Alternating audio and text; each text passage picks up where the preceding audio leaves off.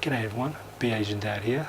Today we're here to do a review on the Dell Latitude 7490. Before we get started, please give a like to the video, or even better yet, to help me out, subscribe to my channel. Now this laptop itself is Dell's more of a lightweight one for your business side of things.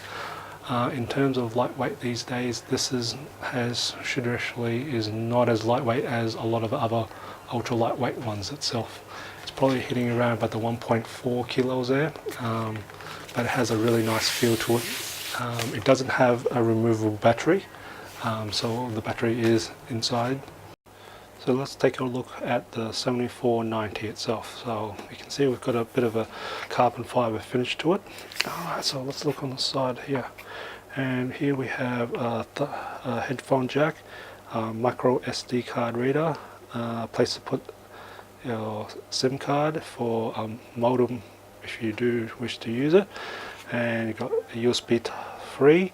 We've got the Ethernet, which also runs off a lever, so you can plug in more. And you've got the Kensington lock port there, and the back is pretty clean of any ports. You've got a power port there, and this is where you would have the USB-C. This particular one has a Thunderbolt, so it's a Thunderbolt 3.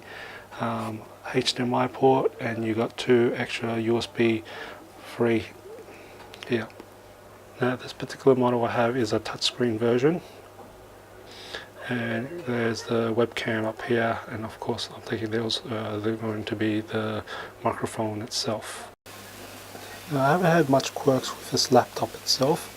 It's actually quite good. I've had a few of these running around, and most of the issues, it seems to be more docking station related itself.